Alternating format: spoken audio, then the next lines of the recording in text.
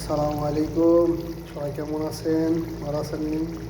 আমি আগের ভিডিওতে আপনার শুধু মাংসটা কষান দেখাইছি। এখন আমার মাংসটা দেখেন কি সুন্দর কালার আসছে। হয়তো সবাই বলবেন ভাইয়া পুরো ভিডিওটা দেখান নাই, একটা পরে ভিডিও দেখেন। দেখেন আমি পরে একটা রসুন দিয়ে দুইটা রসুন দিয়ে দিছি, রসুন দিয়েছি, হালকা জিরা দিইনি, এখন তো জিরা দিব। দেখেন আমি এখন নেড়ে দিব মাংসটা। দেখেন কি সুন্দর কালার হয়েছে। দেখেন সবাই কমেন্টে জানাবেন। আর আমি কীভাবে রেসিপিটা তৈরি করছি আপনারা সবাই দেখছেন ভিডিওতে। আমি তেল কম দিয়েছি, সবজি আছে আমার অবশ্যই। দেখেন মাংসতে সবজি যে দিয়েছিলাম সব হয়ে গেছে। আমি বেশি না 8-2 মিনিট রাখবো, রাখার পর আমার কষ্ট হয়ে গেছে। আমি হালকা চুল লাগবো, পুরা ভোনা করবো না। গোষ্ঠটা এখন তো ঠিক করে নরম হয়েছে কিনা।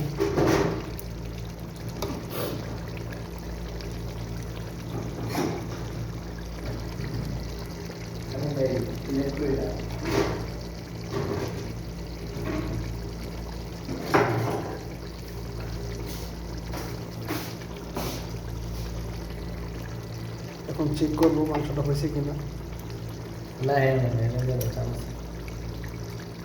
চেক করবো। দেখেন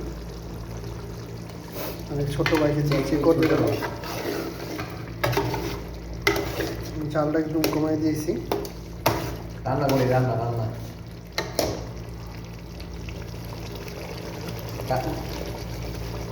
হ্যাঁ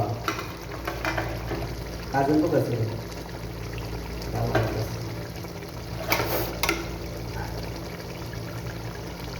অলরেডি আমার মাংসটা হয়ে আসছে 75%।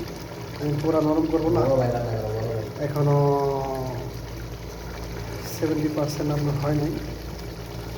হালকা একটু জালটা বাড়াচ্ছি।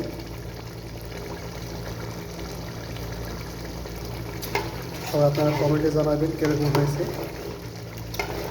আমাদের ব্যাচেলার মাংস কষা।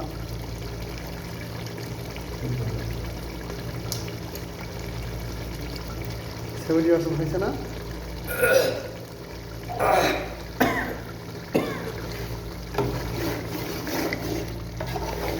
শুধু মাংস, হাড় চর্বি নেই, শুধু মাংস বানাইছি শুধু আপনাদের জন্য, দেখানোর জন্য শুধু মাংস। আরেকদিন আমি রেসিপি দেখাবো।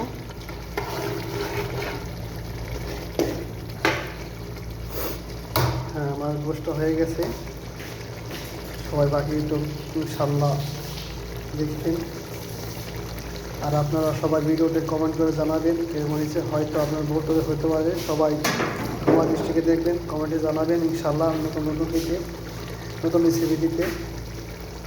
দেখেন আমার মাংসের সবজি ছেড়ে দিচ্ছে, তেল সুন্দরভাবে উঠে গেছে। এখন মাংসটা হয়ে গেছে, আমি দেখে দিব 5 মিনিট আমরা খানা স্টার্ট করবো।